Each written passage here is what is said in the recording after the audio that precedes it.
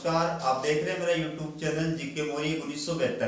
इससे पहले वाले वीडियो में अपन चर्चा कर रहे थे भारतीय राष्ट्रीय आंदोलन का उदारवादी काल जो 1885 से 1905 तक माना जाता है। अब अपन चर्चा करेंगे उग्रवादी या चरमपंथी राष्ट्रीयता का काल। ये माना जाता है 1906 से 1919 तक। यानी इस काल में कांग्रेस का जो नेतृत्व था, भारतीय राष्ट्रीय आंदोलन का जो नेतृत्व था, वो उदारवादियों के बजाय उग्रवादियों के हाथों में आ गया था। देखिए, उग्रवादियों और उदारवादियों में बेसिक अंतर था। लक्ष्य के आधार पर, साधनों के आधार पर और विचारधारा के आधार पर। उदारवादियों का लक्ष्य था क्रमिक सुधारों के माध्यम से औपनिवेशिक स्वराज्य को प्राप्त करना, जबकि उग्रवादियों का लक्ष्य था पूर्ण स्वराज्य की प्राप्ति करना।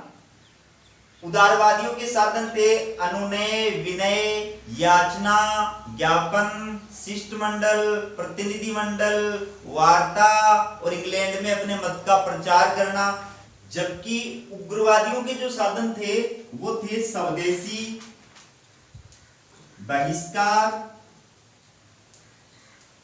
निष्क्रिय प्रतिरोध, और राष्ट्रीय शिक्षा।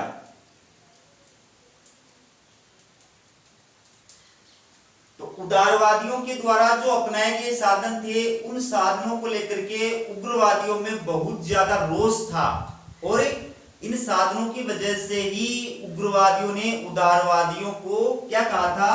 राजनीतिक भिक्षावर्ती। उदारवादियों के साधनों को उग्रवादियों ने क्या संज्ञा दी थी? राजनीतिक भिक्षावर्ती की संज्ञा दी थी। इसके अलावा दोनों की विचारधाराओं में भी बेसिक अंतर था। उदारवादी जहां ब्रिटिश शासन के प्रशंसक थे और ब्रिटिश शासन की न्यायप्रियता में विश्वास करते थे, ब्रिटिश शासन को भारत के लिए वरदान मानते थे, वहीं उग्रवादी या चरमपंथी जो विचारधारा के लोग थे वो ब्रिटिश शासन की कटु आलोचना करते थे। उनकी न्यायप्रियता में उनका बिल्कुल भी विश्वास नहीं था और उग्रवादी ब्रिटिश शासन को भारत के लिए कलंक मानते थे।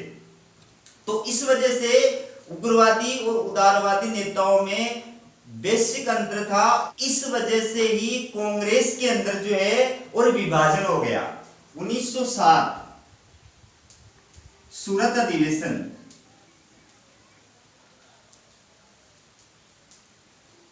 1907 के सूरत कांग्रेस अधिवेशन में कांग्रेस का पहली बार विभाजन हुआ था। उदारवादी जो नेता थे वो रास बिहारी घोष को अध्यक्ष बनाना चाहते थे और उग्रवादी जो नेता थे वो लाला लाजपत राय को कांग्रेस का अध्यक्ष बनाना चाहते थे। इस वजह से दोनों में गतिरोध पैदा हो गया। इसके अलावा उदारवादी जहां कांग्रेस का लक्ष्य औपनिवेशिक स्वराज्य घोषित करना चाहते थे, वहीं उग्रवादी स्वराज्य को कांग्रेस का लक्ष्य घोषित करना चाहते थे। तो इस वजह से विवाद इतना बढ़ गया कि 1907 के सूरत कांग्रेस अधिवेशन में कांग्रेस का दो दलों में विभाजन हो गया, गरम दल और नरम दल। इस अधिवेशन की अध्यक्षता जो है वो रास बिहारी घोष ने की थी। ये जो दोनों दल थे, ये दोनों दल पुनः एक जो हुए थे वो 1916 में हुए थे। 1916 में लखनऊ अधिवेशन हुआ था। एसी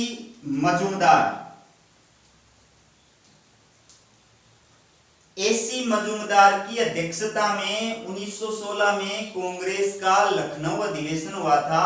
उस अधिवेशन में पहली बार जो थे गरम दल और नरम दल जो है उनका पुनः एकीकरण हुआ था। इसके साथ ही साथ में इस अधिवेशन में मुस्लिम लीग और कांग्रेस का भी पुनः एकीकरण हुआ था। मैं आपको यह बता दूं कि मुस्लिम लीग जो थी उसको पृथक निर्वाचन क्षेत्रों का अधिकार प्रदान किया गया था। मार्ले मिंटो सुधार अधिनियम 1909 1909 के मार्ले मिंटो सुधार अधिनियम के द्वारा ब्रिटिश सरकार ने मुसलमानों के लिए पहली बार भारत में पृथक निर्वाचन की व्यवस्था की थी। सांप्रदायिक आधार पर पृथक निर्वाचन क्षेत्रों की व्यवस्था की थी, जिसका कांग्रेस ने विरोध किया था। उस वजह से कांग्रेस और मुस्लिम लीग में अलगाव हो गया था। तो पुनः दोनों जो दल हैं वो एक कब हुए थे? 1916 के लखनऊ अधिवेशन में। इस अधिवेशन में कांग्रेस ने पहली बार मुसलमानों के लिए जो पृथक निर्वाचन क्षेत्र थे वो मांग जो है उसको औपचारिक रूप से स्वीकार कर लिया था। तो कांग्रेस और मुस्लिम लीग के बीच में इस अधिवेशन में जो समझौता हुआ उसको बोलते हैं लखनऊ पैक्ट। लखनऊ पैक्ट 1916 कांग्रेस और मुस्लिम लीग के मध्य हुआ था। अब मैं आपको उग्रवादी या चरमपंथी राष्ट्रीयता के काल के प्रमुख नेता कौन थे, यानी 1906 से 1919 के दौरान भारतीय राष्ट्रीय आंदोलन का नेतृत्व जिन्होंने किया था वो कौन थे? वो थे लाल बाल पाल। इनका पूरा नाम है लाला लाजपत राय, बाल गंगाधर तिलक और विपिन चंद्र पाल। मैं आपको यह भी बता दूं कि इस त्रिमूर्ति में से सिर्फ लाला लाजपत राय ने ही भारतीय राष्ट्रीय कांग्रेस के अधिवेशन की अध्यक्षता की थी, और वो अधिवेशन था सितंबर 1920 का भारतीय कांग्रेस का विशेष अधिवेशन। भारतीय राष्ट्रीय कांग्रेस का विशेष अधिवेशन जो कलकत्ता में हुआ था,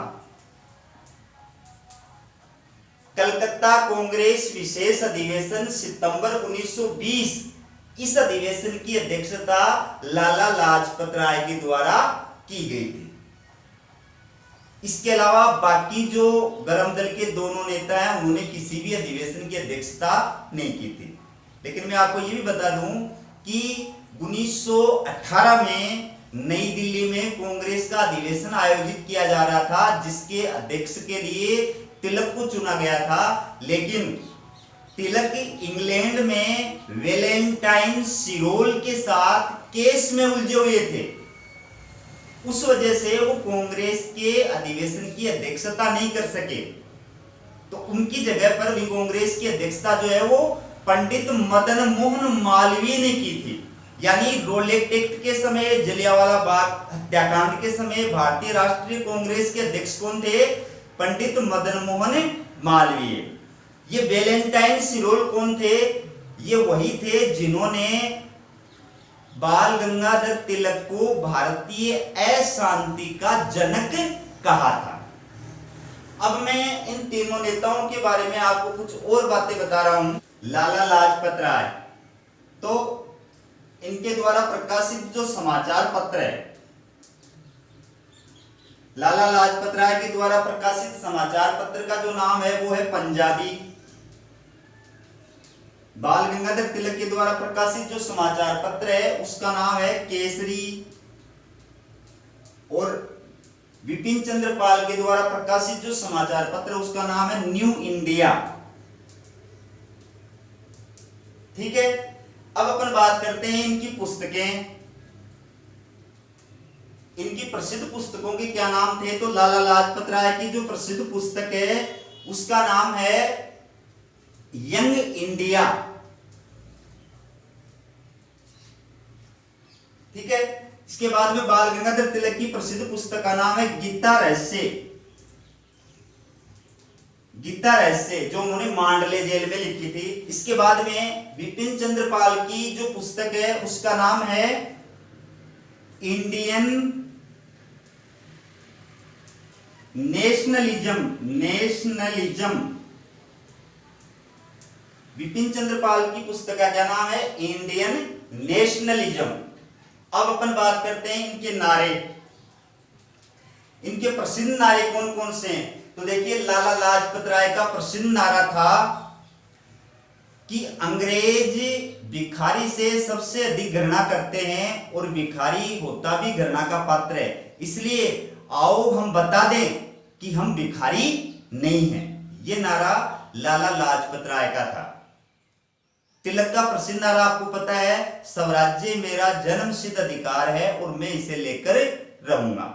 और बिपिन चंद्र पाल का प्रसिद्ध नारा था कि यदि अंग्रेजी सरकार मेरे को आकर स्वराज्य देने को कहे तो मैं उसको आदरपूर्वक मना कर दूंगा और कहूंगा कि जिस चीज को लेने की सामर्थ्य मुझ में नहीं है, मैं उस चीज को स्वीकार नहीं कर सकता।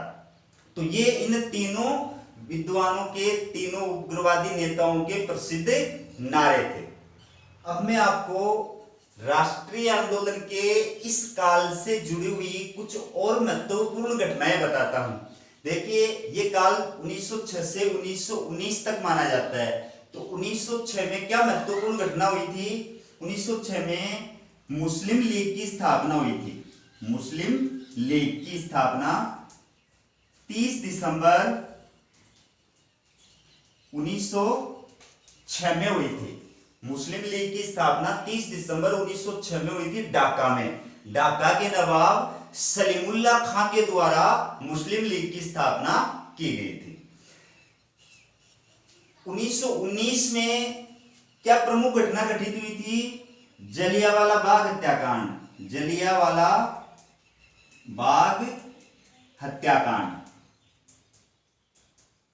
जलियांवाला बाग हत्याकांड जो है ये 13 अप्रैल 1919 को हुआ था। ये स्थान पंजाब के अमृतसर जिले में स्थित है। इस हत्याकांड के लिए अंग्रेज अधिकारी जनरल डायर जिम्मेदार था। इस हत्याकांड की जांच करने के लिए ब्रिटिश सरकार के द्वारा एक आयोग का गठन किया गया था, जिसको बोला जाता है हंटर कमीशन। हंटर कमीशन का गठन ब्रिटिश सरकार द्वारा जलियांवाला बाग हत्याकांड की जांच करने के लिए गठित किया गया था।